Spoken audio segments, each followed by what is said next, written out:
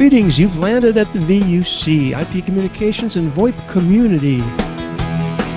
We would like to thank Simwood.com for their support. Simwood can turn you as a developer into a telco.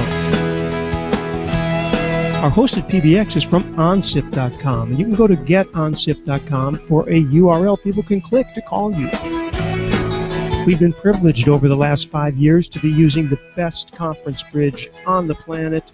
Yes, I'm talking about zipdx.com, full color, full featured, full HD conference bridge. Our website, vuc.me on the webs, hosted by bluehost.com. And our worldwide local rate dial-ins are from voxbone.com. Welcome to VUC number 609 for September 2nd. But before we get into our retrospective, highlighting 15 years of Kamailio, I probably killed that, I'm sorry.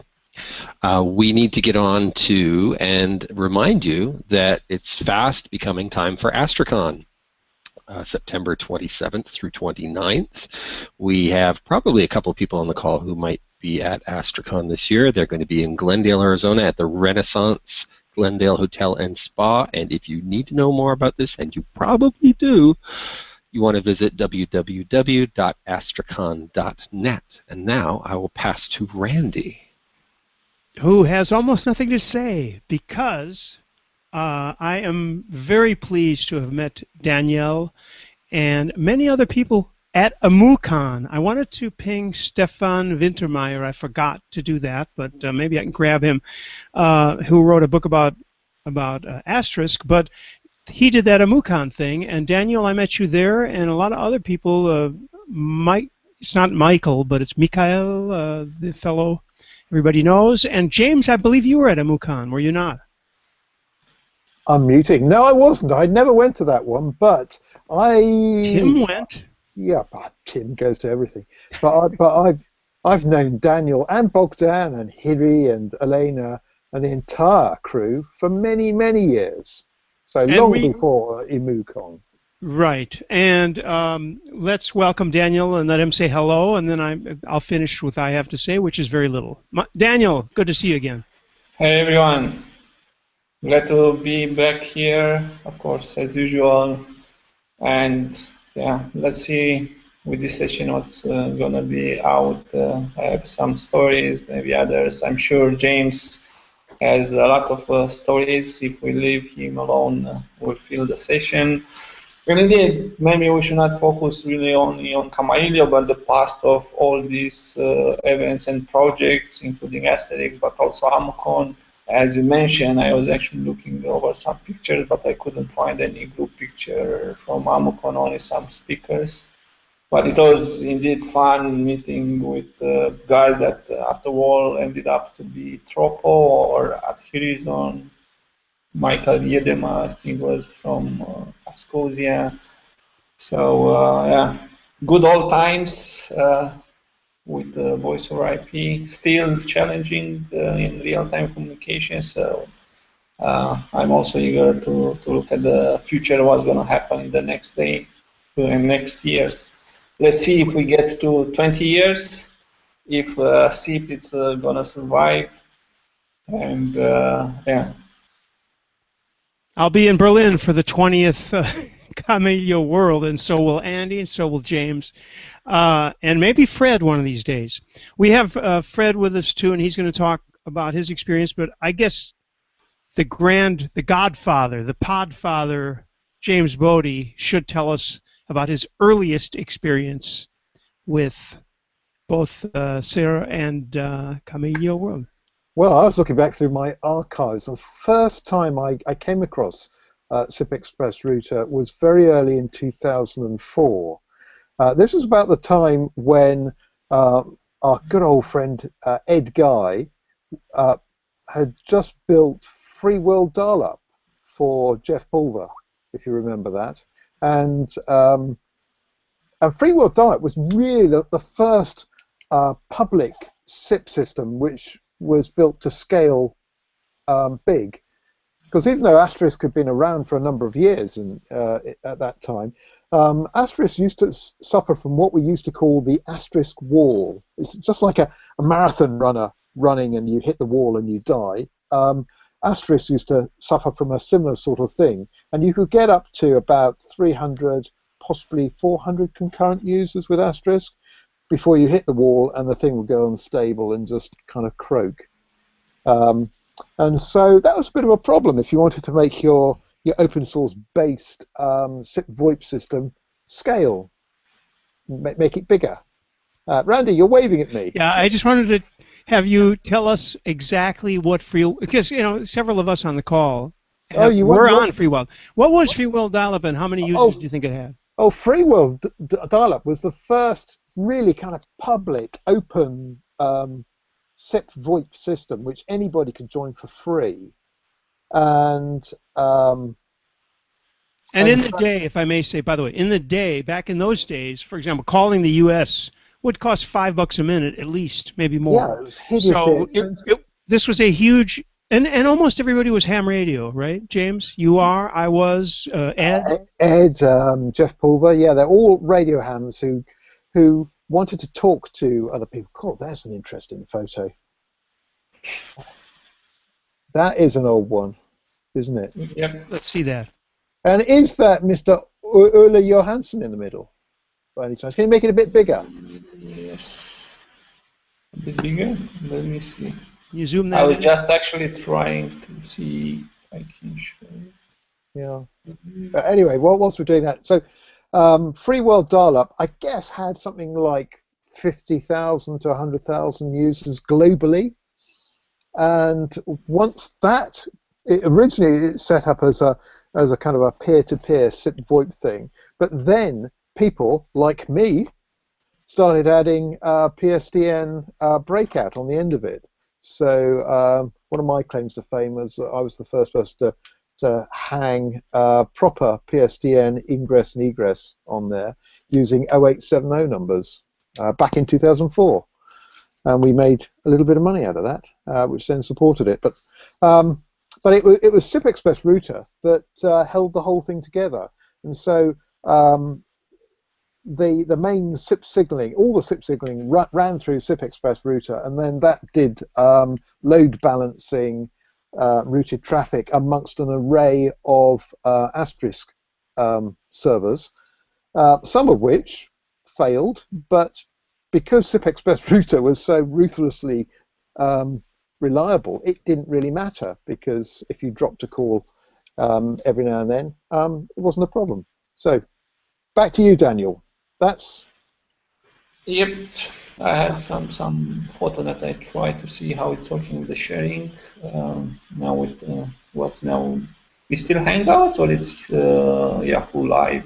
Oh, Yahoo, sorry, YouTube Live, because I think they're gonna replace it, or... No, it's still, it's the same. It's the same thing. Yeah, so actually at the beginning, when the internet was not, that broadband like today, we used to have these small CDs. They were a thing in the past where you had this kind of custom shape. And this is the release 0.8.8, somewhere in 2002, September or so, be like the first public release.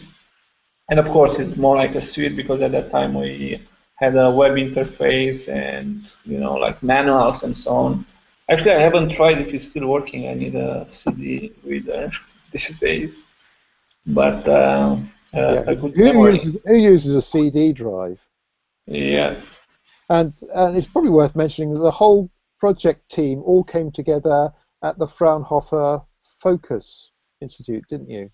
Yes, that's right. Actually, it was a good collaboration between university in Bucharest, the Polytechnic University, especially the computer science faculty, between that and the Fraunhofer Institute. So every year, maybe 5 to 10 students were coming to the institute to do their graduation thesis or master. Some people also for PhD, and I was not coming as an exchange student. I was actually full researcher from day one, because I did my graduation thesis in Romania, something with Java Enterprise and IBM and WebSphere. It was something that I tried to see if I like, but then I returned it to what I was doing even before network communication, compilers, things like that. And there are already a couple of Romanians there after my generation, to say like that. There are a few others coming, including the Dragos, which continued with this OpenIMS core, and he met Kamailio world, and then he continued to go into the lower layer of the access, like this EPC for 4 or 5G networks. But besides a big bunch of Romanians, there were a lot of other people from different countries, including Iri Janianak from Czech Republic, so Iri Kutan, who was more or less the project lead at that time, and many people know him currently working via Iptel or Tekelec at Oracle by selling the Iptel company, the company that initially was in charge of commercial support for one of them. It was being open source, anyone can do. But the main one in the beginning for the SIP Express router. And that was one of the really pivotal moments in OpenSUR. Yeah. Because the whole project could have, in the open source world, could have died then, couldn't it? But you didn't let it. Yes, that was, let's say, a crucial moment, one of maybe few along these years. In 2005, when Tekelec acquired like exclusive rights, take it as rumors, because I haven't had access to the deal between Fraunhofer and Tekelec. But my understanding, they got the exclusive rights on SIP-Express router license. It was not clear what's going to happen with the public project, because Tekelec was targeting to use sources for internal development and building next generation products for their offering, and not making a public statement about the public project. A lot of people were afraid of what's going to happen. As they're not clear from some of us as researchers what's going to happen also with us as working with the project, we decided to continue on commercial side as consultants. A lot of companies, and more or less at that time was also James looking to start TruePhone, but there are already many companies using it commercially, so it was not like jumping in a black hole. We knew that there is a good market for the project, also a very strong community. So we ended up actually making a fork to avoid conflicts with eventual trademarks and so on. We named it OpenSCR, which, I don't know, by bad luck, actually ended up in a trademark issue with a name, something that we tried to avoid with Tekelec, but with another company, and that happened in 2008, where we ended to choose to go with the Kamailio name, a name proposed by Klaus from Austria. Fred is very good at explaining how to pronounce it, because it's a Hawaiian word. Also, Alison, the voice of Asterix, people have the chance to meet her every edition at AstriCon. Yeah, maybe some people have a bit of difficulty, but at the end of the day, even if you don't pronounce it correctly, it's not a big deal. If it runs okay and provides what you need, people are happy with. By that time also happened this, maybe the next event, like not from the point of development, but from the point of management in open source. Another fork, OpenSIPs, with the guys from AG projects and other developers that split, and they continue it with their project. However, we sort of merged back with Express Router as they pushed some contribution even during those years where they were not really active on the public project. They had contributions on the C code, not much contribution on advertising and promoting the project. So we absorbed CP Express Router and we now name it Kamailio, because this is clean and clear from trademark and already has a good brand. Searching for it, it's easy and gives you proper resources, not much confusion.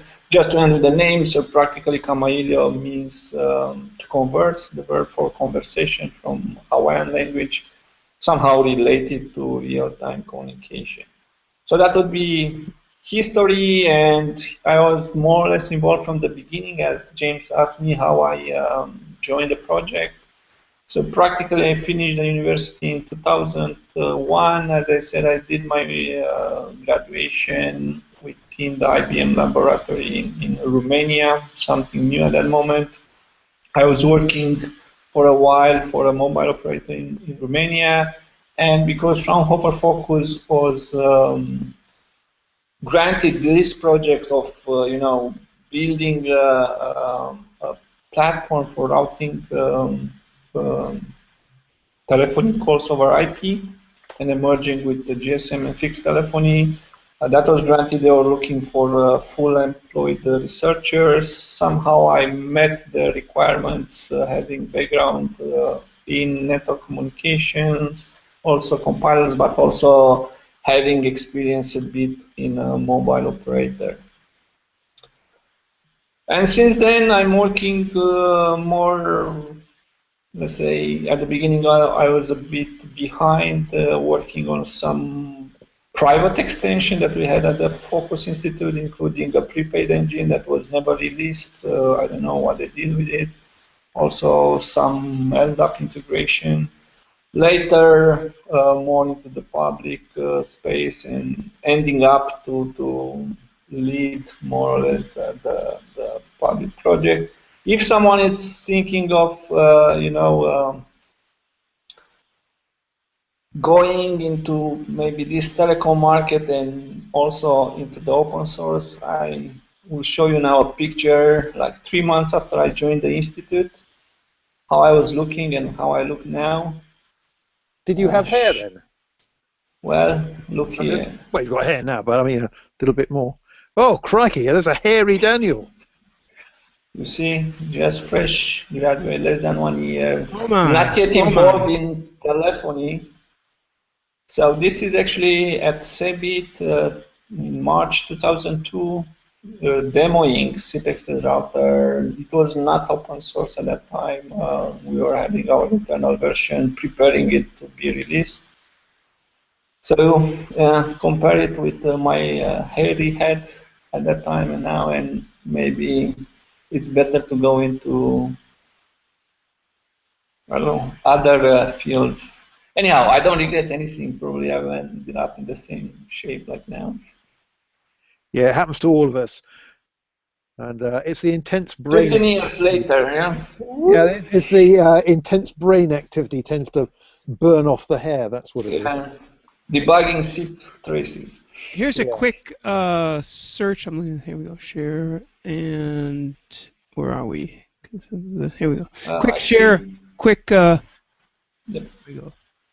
Alex look joining. at some of the images that are on from up to 2008. So I'm looking at hopefully the earliest images. Well, that's Kamailio, but right. Well, because I already did the. I already showed. I already showed the SCR one, but the point is, this is the very earliest days. Oh, there's if you go up a little bit, go up a bit. There's the family tree of Sir, which then became Open Sir, this thing here, Kamailio, right? and then that one, and then Open Sir and early Kamailio were both Bogdan and Daniel. Right. But then Bogdan decided he wanted to go in a slightly different direction and forked again, and that became OpenSIPs. And also from the memories, Oh, the there we go. authors of the SIP specs.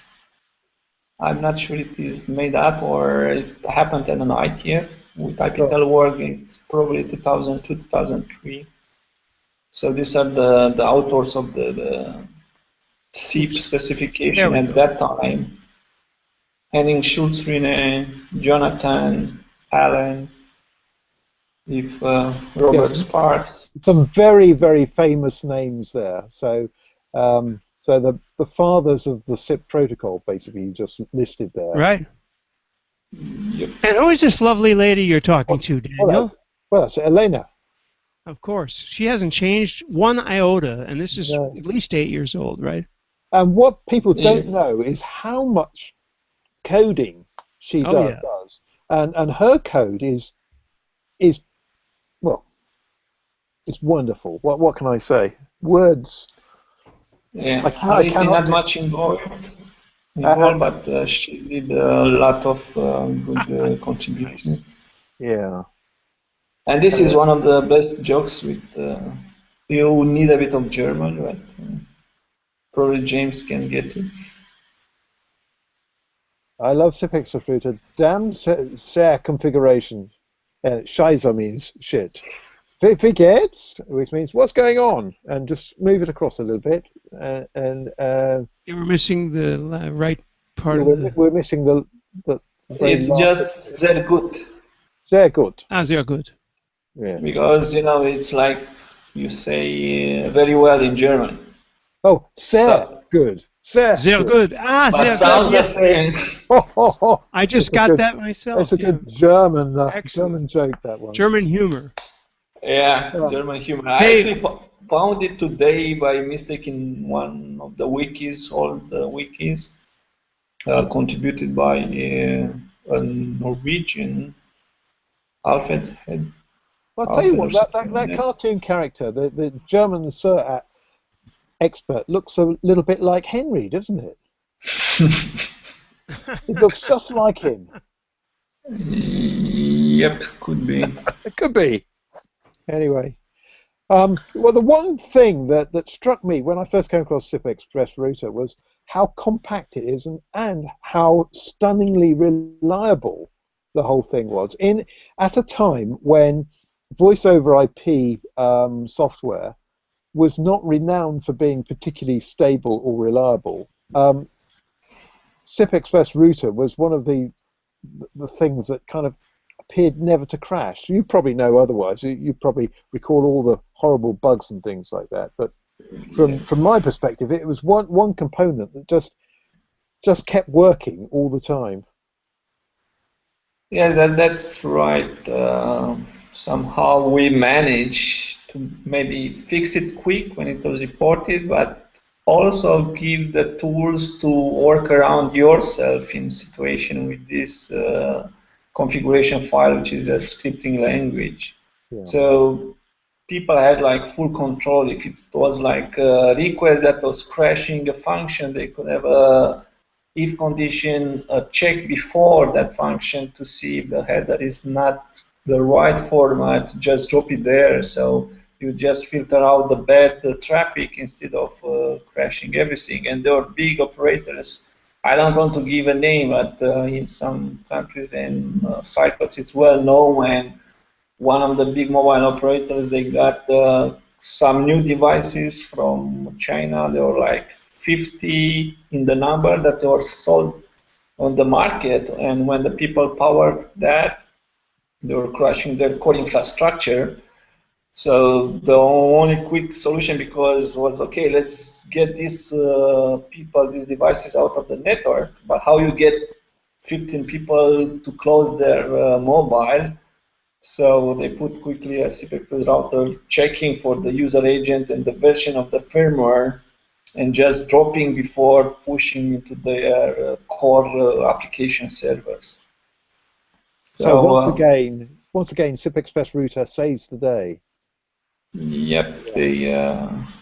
So can I tell you my little bit of story with the TruePhone and SIP Express Router story? Yes.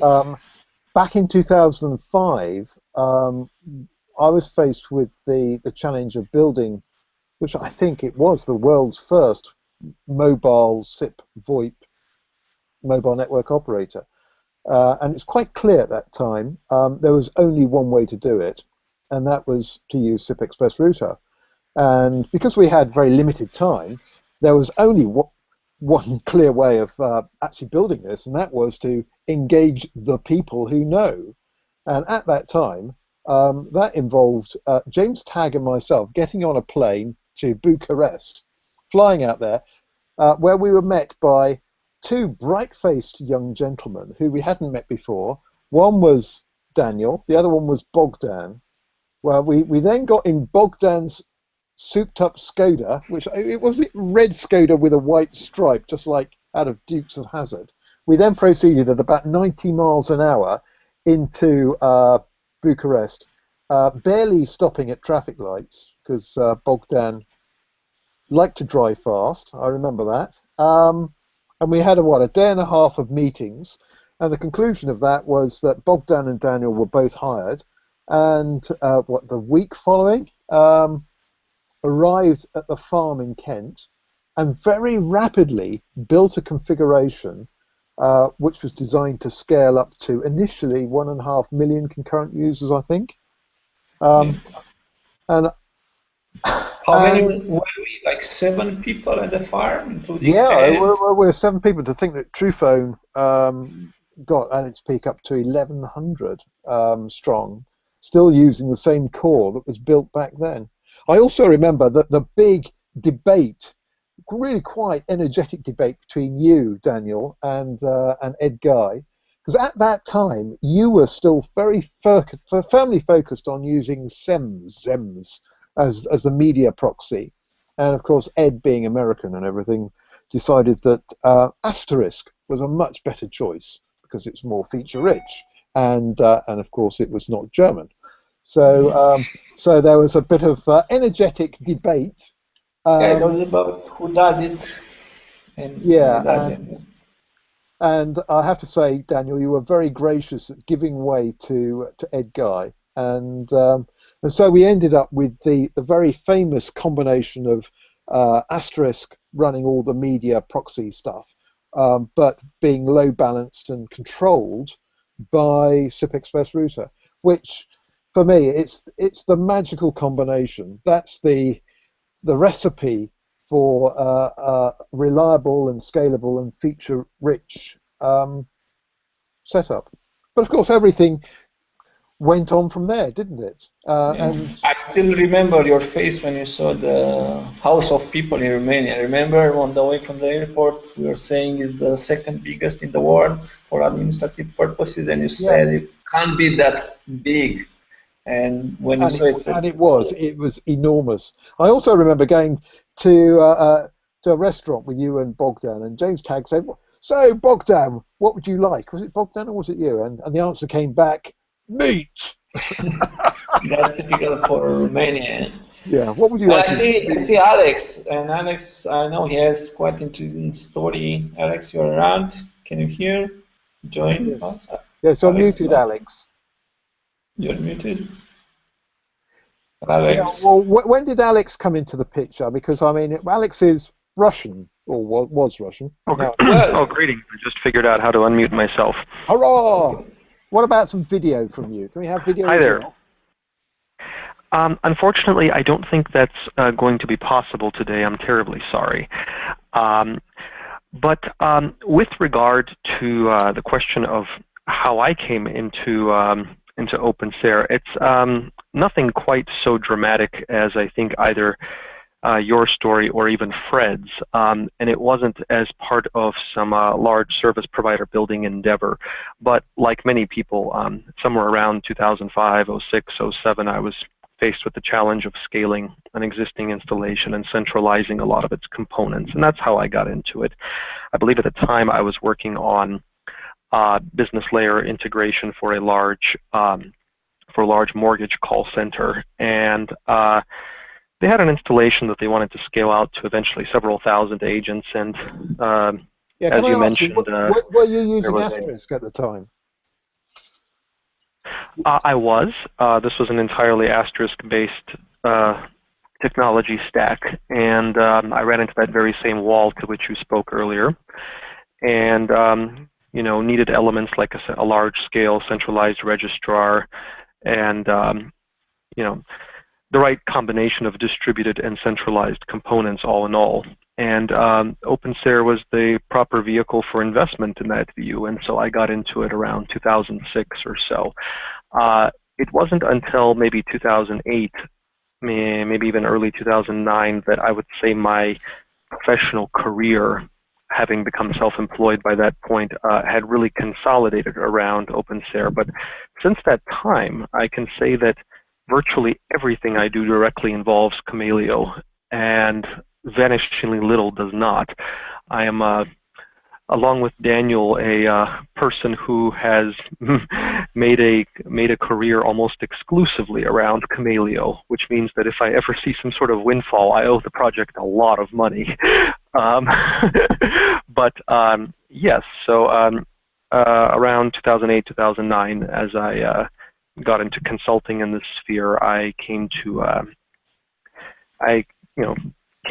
specialize in the implementational intricacies of Kamailio, and of course I myself was still learning both it and SIP at that time, and both the project by its very nature and the personalities behind it, and Daniel specifically, have been very instrumental to that, and I owe them a great debt of gratitude.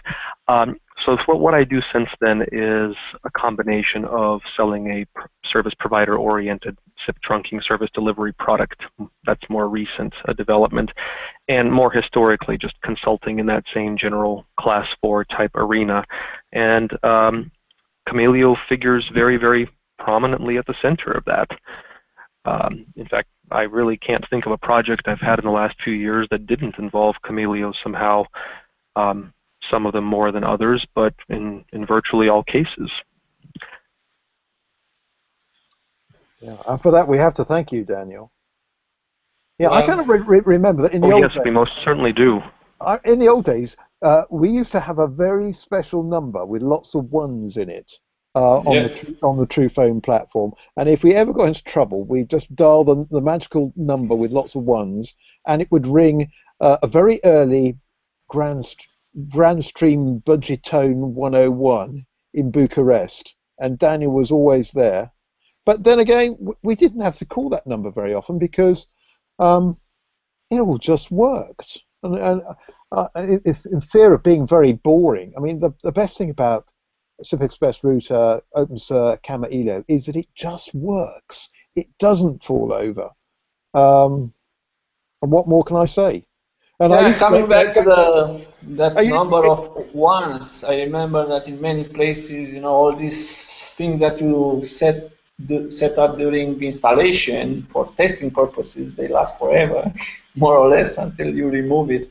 Because is it still there? Because we haven't tried. I think it was removed at some point with the cleanup, but I hate it when people clean up things. I really do.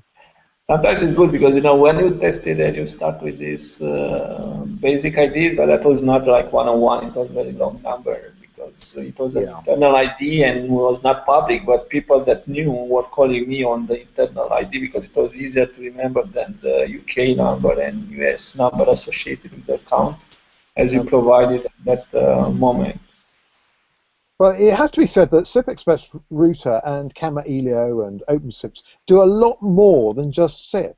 And one of the early problems we had was working out how to deliver SMS messages over the IP transport. And again, Daniel, you managed to solve that one extremely rapidly, and we used SIP Simple, didn't we? Yeah. And SIP Express Router effectively was becoming almost an SMSC, which then routed SMS messages down to the Nokia handsets using SIP Simple. And again, that just worked as well. Cool, crikey, there's another early. Because you mentioned the old button from Grandstream. Actually, I wanted to look for some old phones photos, and you remember this yellow one? Yellow one. That's a Pingtel or something like that, isn't it? Yeah. That's probably a good question to see how long one guy has experience with SIP. So if they know what's that, they are probably Yeah, I I've got waiting one. for. had one of those ping telephones. Mine was gray, and they were quirky. Yeah, They ran little Java packages and yeah. goofy Quirky? things. You mean buggy? Oh, Well, it I'm being took many kind. reboots to actually start in many cases. Well, and to be fair, the industrial design was brilliant because they were at the time they were the prettiest girl at the party, but goofy. But I I don't wanted to, remember. Intel was US Why or not? Canada? I wanted to mention real quick. First of all, there's a slide deck from Ule, who couldn't make it today. And how can I read this? Is there a way? I put it into the IRC, slideshare.net/OEJ/Y is Kamailio so different in introduction. I don't know. You'll have to Google that or something. And I have a question for everybody, and then we've got to get Fred in here while the storm has subsided. First of all, my question, though, is simple, and whoever can answer this. In the very early days of Asterisk, I'm trying to get rid of the share. There we go. In the very early days of Asterisk, there was a problem with IRQ interrupts. So Sangoma, among other people, developed a card, and they had technology that would fix this. In the same light, in software, SER and eventually Kamailio fixed the problem of scaling. And I would like to know, in the most basic terms, how that was done. What is the basic idea that allows the scaling that is done, and therefore one of the bigger uses of this software? You want to start that off, James, and send it over to somebody? Well, I thought I explained that. Basically, all of the SIP signaling is routed via Kamailio or OpenSUR. And then it's the OpenSUR that decides where to hand the signaling and media onto. So what that means is you can have a big pile of Asterisk sitting in a rack, a number of different instances of it, and it's the In a rack? in a rack or in the cloud somewhere. In a rack. I thought you meant in a rack. I was going to say. Well, it could be in a rack. Yeah, it it could be anywhere. Yeah, it's the Kamailio that then load balances across the whole lot and sort of sorts things out. And that was great in the early kind of flaky Asterisk days, because you could have an Asterisk platform fall over, and then the Kamailio would just route the traffic somewhere else. So brilliant. Yes. Yeah. Go ahead. No, go ahead. Oh, I was just going to say, and from a software architecture point of view, SCR was designed from the very beginning with high throughput in mind and high performance in mind. That was one of its express design goals as a research project at Fraunhofer back in the day, as I understand it.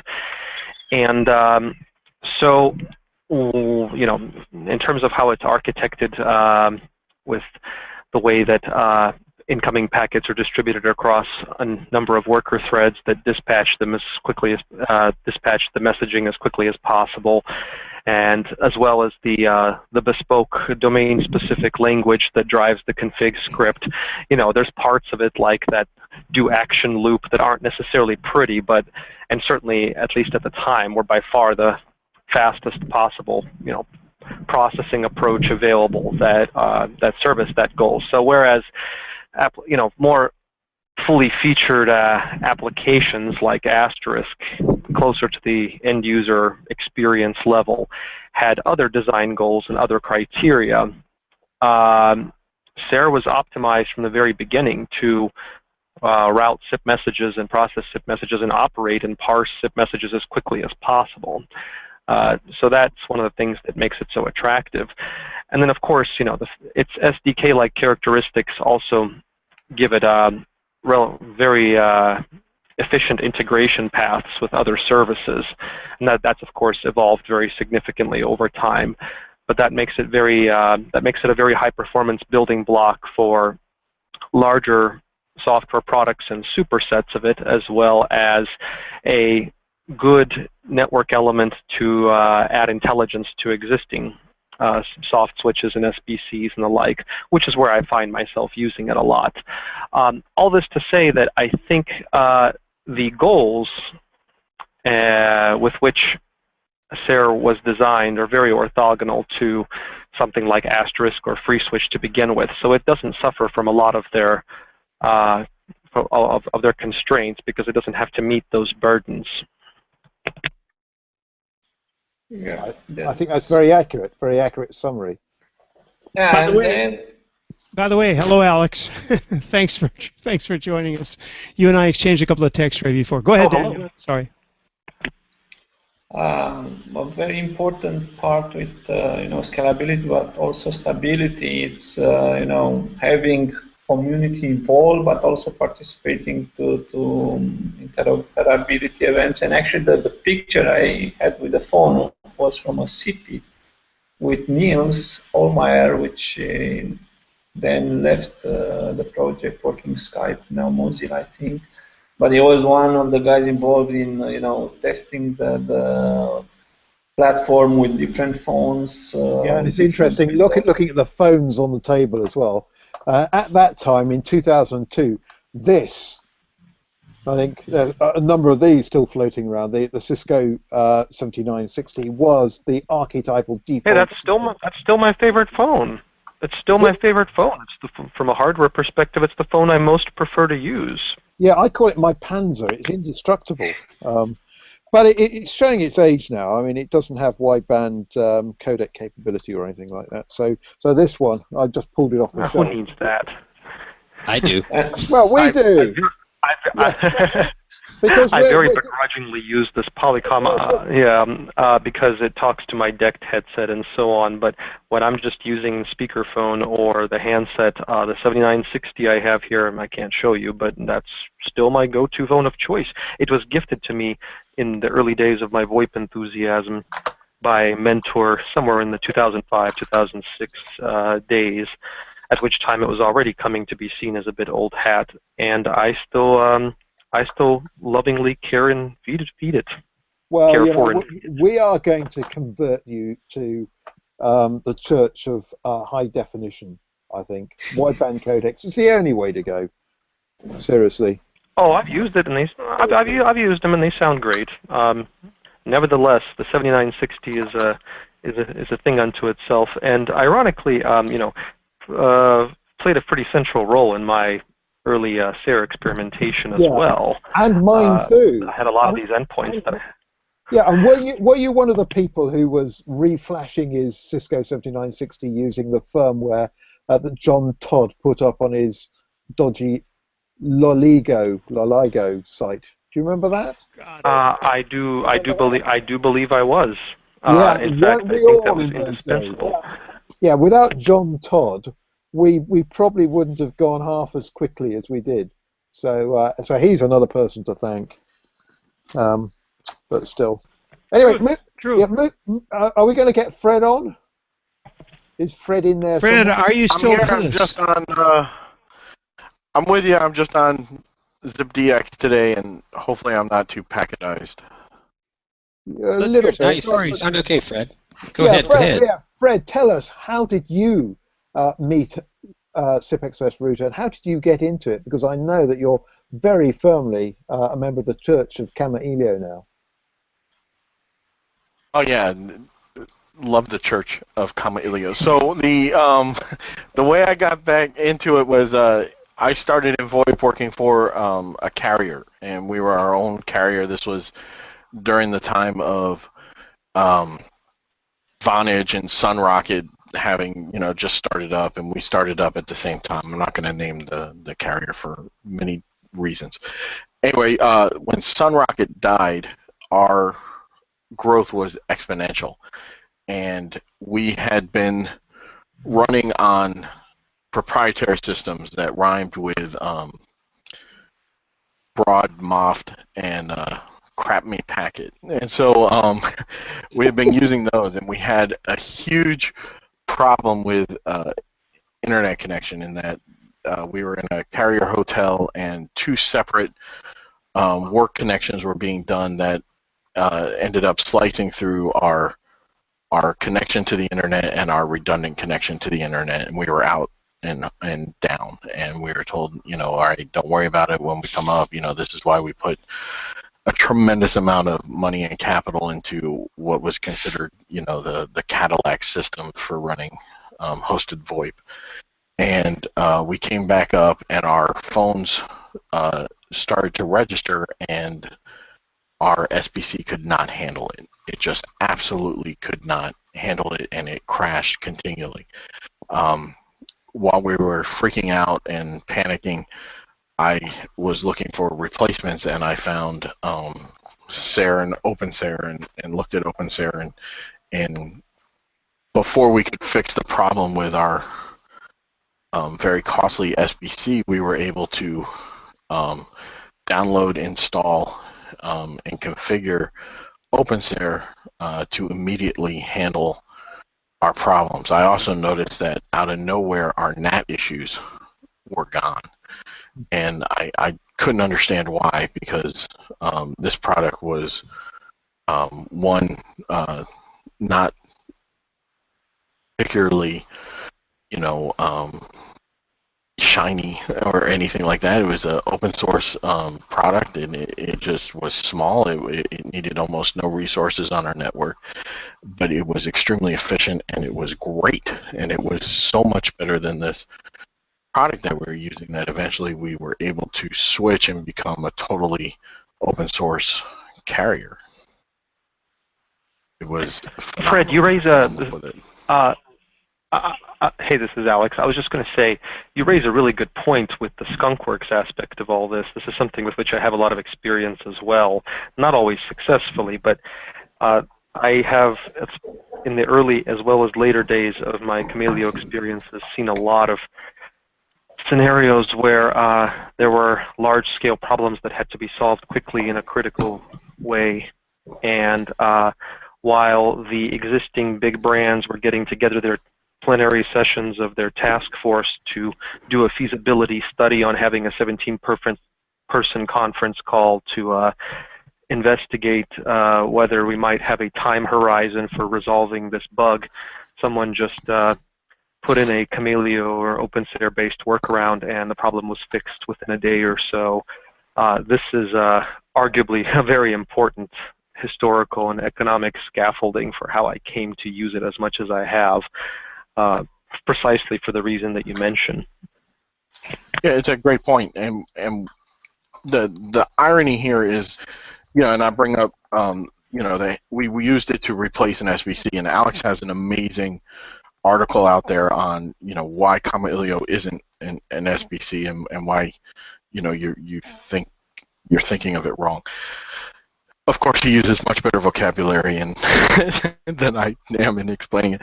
However, we realized we don't need an SBC. We need something that's extremely robust, extremely fast, can handle security well.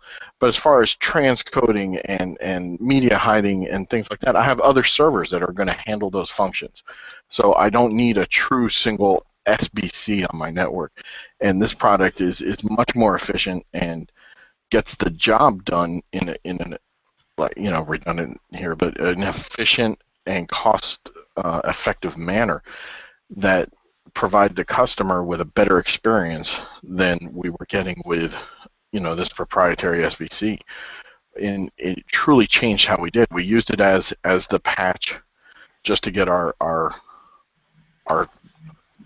folks up and running, and then we had to bring in someone who, because I thought I knew SIP until I started using OpenSARE and realized I didn't know SIP at all at the time. So while I was getting up to speed, we had some help and quickly learned, and we eventually replaced it, and we provided more scalability, more geographic redundancy, and the things you could do with this product on a commercial aspect, let alone even just in an enterprise or protecting yourself at home, is phenomenal.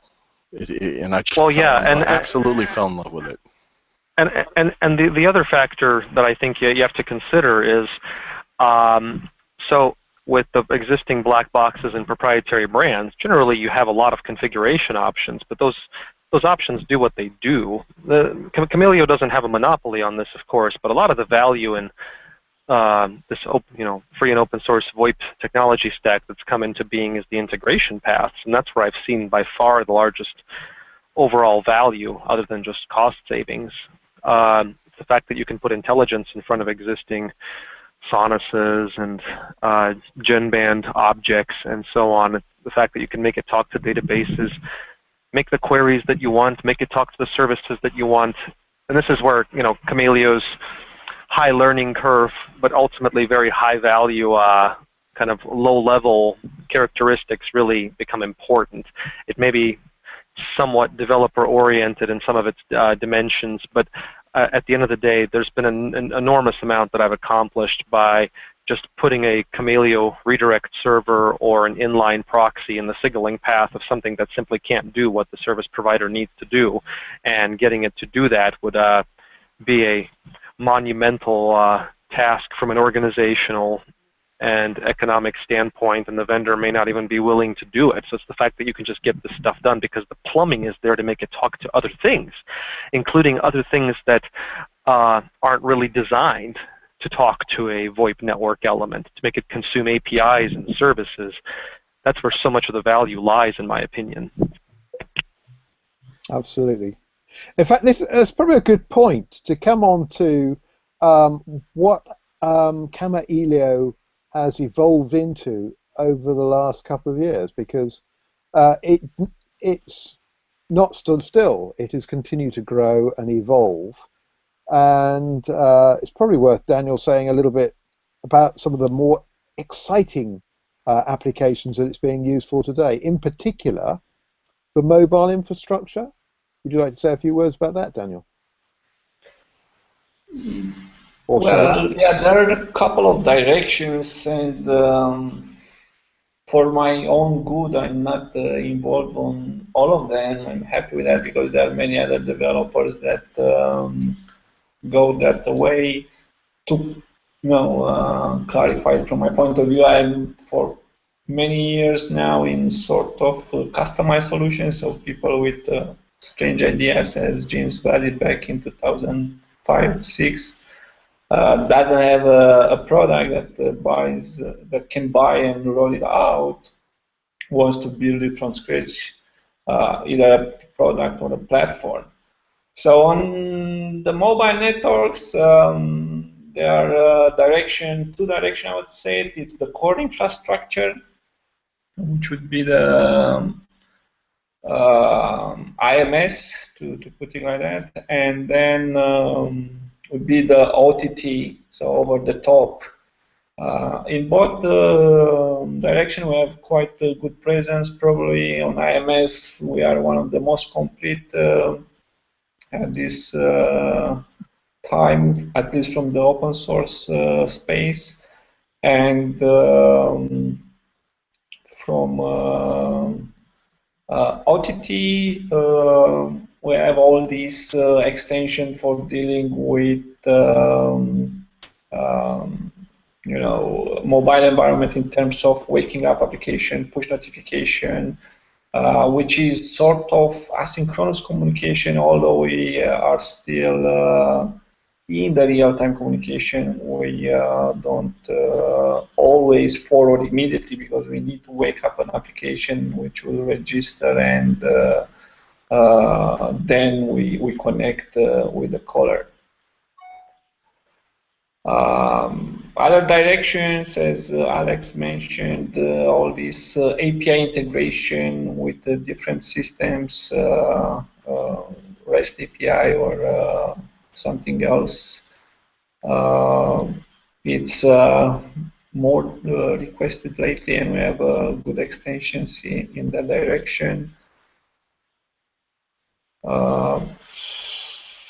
What can I say? It's more like collaboration. It's a matter of what people want to do with the project. And from my point of view, I was always more into this flexibility rather than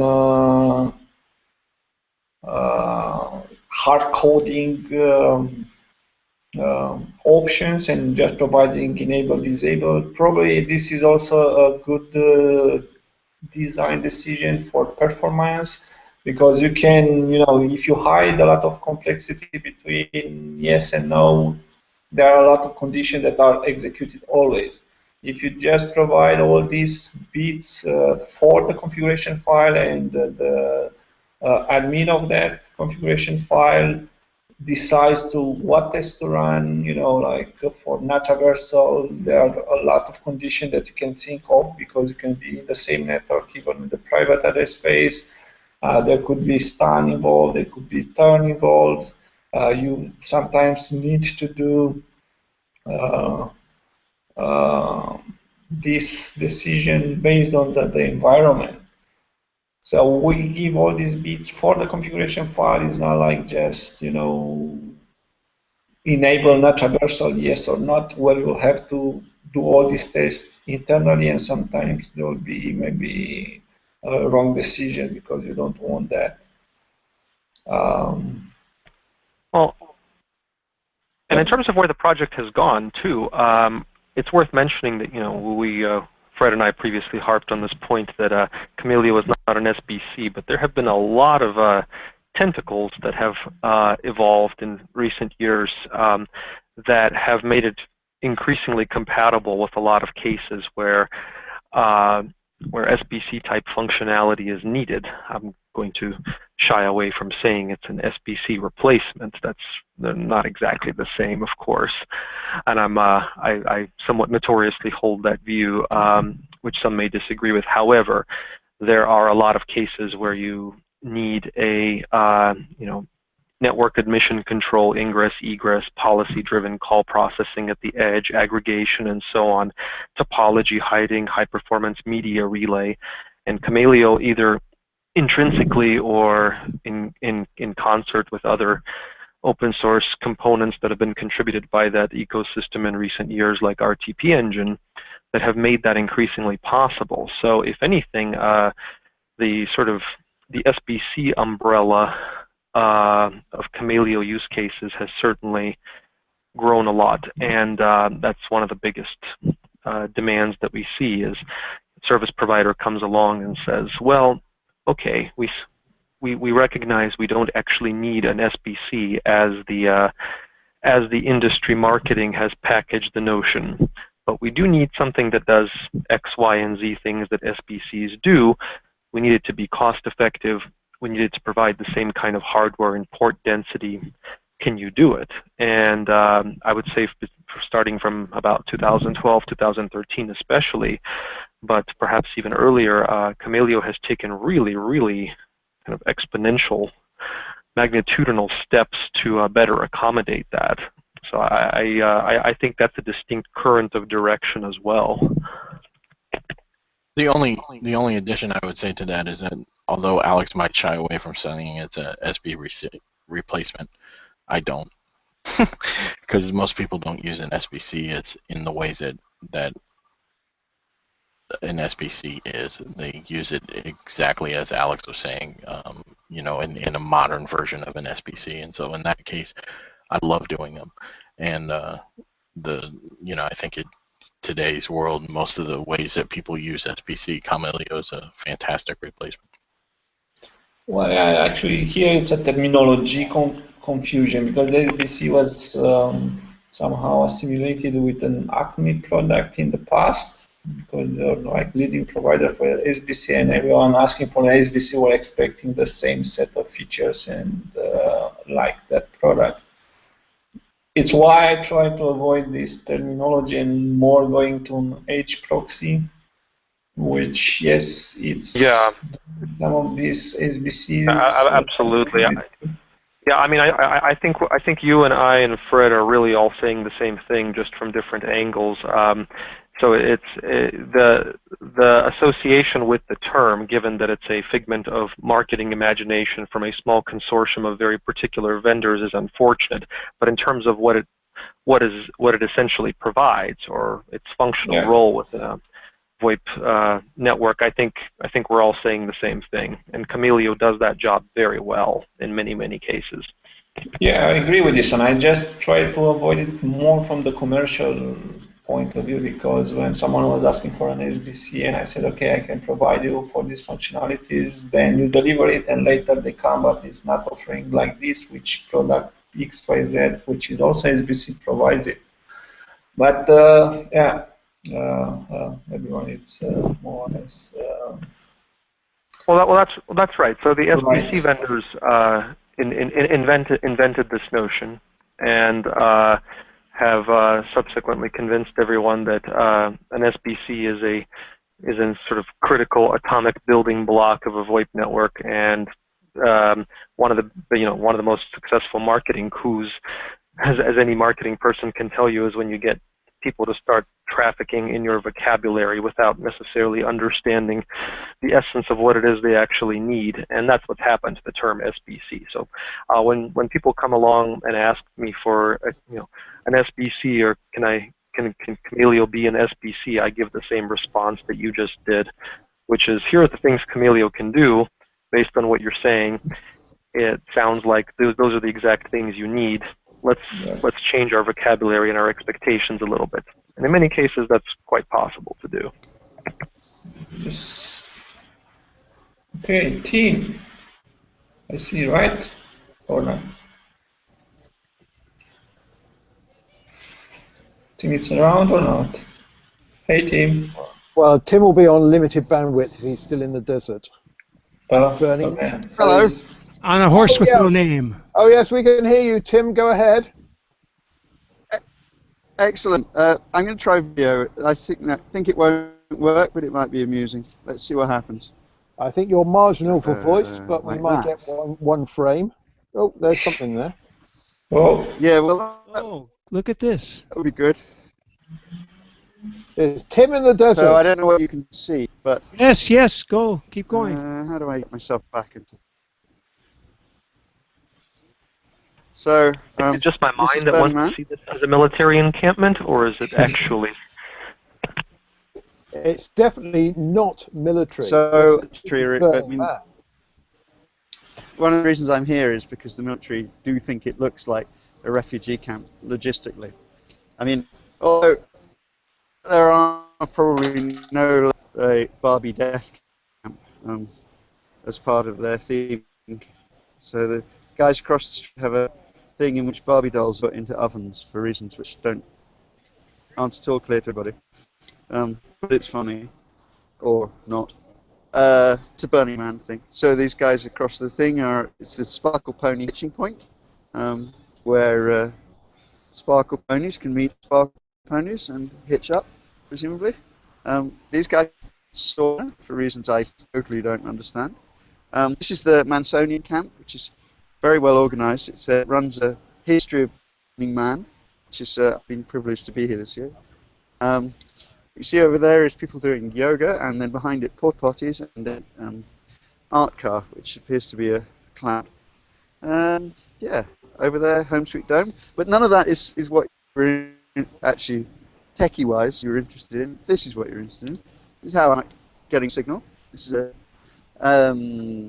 Ubiquiti long-range point-to-point Wi-Fi, and it's pointing at, I don't know if you can see it over there, it's pointing at an antenna that's, I guess, 50-foot mast, which is distributing net across the playa. That mast also has a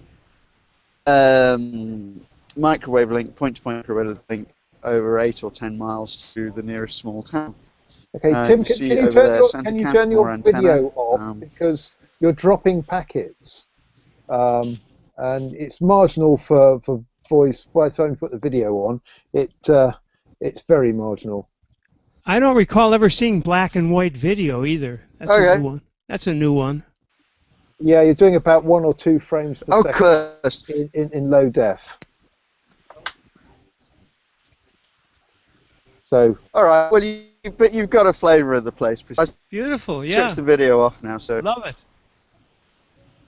Yeah, you ought to send us some stills. Better now. Yeah, it's marginally better, but even so, it's still lumpy.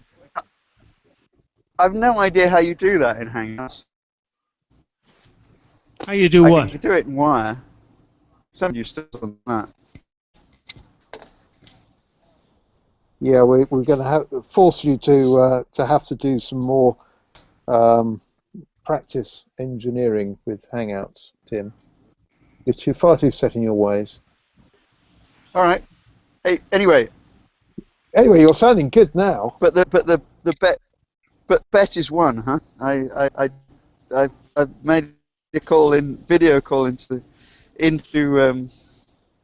Yeah, the but VUC on a So Friday you morning. win a pink drink, Something right? mad. All right. So yeah, but only a it's week late. admittedly it's a week late, Oh, but I come got on. here late, so it's not. I wasn't actually here. I got it from my hotel room, but that would have been cheating. I got here late Yeah. because, bless them, U-Haul said that truck you rented in Rio, well, it's in Northern California. Feel free to go and get it in California to pick my U-Haul up, which is where I was last Crazy. Friday. Absolutely crazy. Well, you deserve a pink drink, Tim. Okay, I'll buy you a Like, pink drink, and you can buy me a pink drink. That's fair. Anyway, a bit of latency on this as well, clearly. well, yeah, we can buy one each. I think that's reasonable. I'll abandon you because they're sisters, but anyway, Okay. it kind of works. Nice And to you've got a see and sense hear of you, it Tim. looks. Yeah, it sounds like we're bouncing Tim's signals off the planet Mars. Yeah, off the mood. You know, when we were using free will dial-up, I talked to a guy once. I don't know where he was, but there was like 2 seconds of lag. Somehow we were going all the way around the planet. But that was cheap, right? I don't know. Yeah. Oh, yeah, it's very cheap. Yeah. It was free. It was free. Yeah. Remember Belster? I always bring that up whenever I can. Yeah, in fact, that was using in the days when we were using dial-up modems, wasn't it? So Yep. you have a dial-up modem to get into the internet, and then put a low bandwidth voice over IP signal over the top of it in order to save money. How crazy was that? And let's go back all the way to dial.com, wasn't it? Or wait, well, it was called Dial. Dial up. No, the thing that allowed you to, James, you would know this, I think, you could call any 800 number in the U.S. I think it was, Dialpad. Dialpad, yeah. They have come back. That name, our friend Craig, I think. Yeah. Craig Took the name back. Walker's actually bought But it back because Dialpad was sold to yes. Yahoo, wasn't it? But the original, very old, we're talking 2004, around the time we're talking about now, that dial pad would allow you to call 800 numbers. And so I called my bank, had an 800 number, and I called it, and that was one of the first times I heard "You're breaking up, sir." So that didn't work that well. Anyway, where are we in all this reminiscence thing? It's 7:08. The first and not the last time you've heard that one. Oh, yeah, I heard that from so many women, and that was a woman telling me that then. You're breaking up, sir, or we're breaking up, sir. I don't know which. Who have we not heard from? I'm looking on IRC. I don't see anything. Jungle Boogie's there, but he didn't post. Somebody asked a question way, way back when. I asked mine already. There was a long... Michael had a question, but I think it either got answered. He's waiting for us to stop this particular call. I can't remember which. So we've done 15 years of Kamailio SIP Express Router OpenSir. Where will we be in 15 years' time? Good one. Good Hawaii. Kamailio. Well, by that time, Daniel, I would expect you to have Daniel V2.0 well and truly established in coding. What I've seen of him running around at Kamailio World, I mean, he seems to have a grasp on things already. So you need to phase him in gradually. Maybe at that time would be better, communication meanings like teleportation. We will work on that. You arrive on the other side without hair, then you need to trace the packet loss and do some tracing packet loss and hair loss. I'm sure there's a correlation between packet loss and hair loss. Yeah, probably it is. But who knows what would be in 15 years? I mean, Well, there's some really I never interesting. thought I will be 15 years in this area. I was actually when the institute was selling the rights, I thought because I was more into research at that time, I should continue with the research. If the company that bought it would have continued with the open source and would have been contributed a lot and keep the project going, probably I would have done something else at this moment. But yeah, it was a lot of fun. I'm really glad I met a lot of great people. All Well, what of do you mean? you here, actually. It was a lot of fun, and it continues to be a lot of fun. Yeah, that's definitely because And I don't think we've got any intention of giving up and going away yet, do we? No, for sure. we do not. I want to thank everybody who has participated in this edition. Fred and Tim. Whoa, Tim really went over the line with that, didn't he? He got in and he actually showed us a little black and white prison camp video there. That was great. Daniel, thank you, and Alex, thank you for summing up so well Daniel's contribution. That's fantastic. And we can look forward to Astricon, because just about everybody on the call is going to be in Arizona for Astricon, because you're going there, aren't you, Daniel?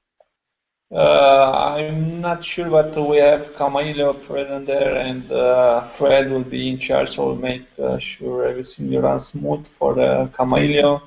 This year I'm a bit more busy in personal events, couple of weddings in close family members that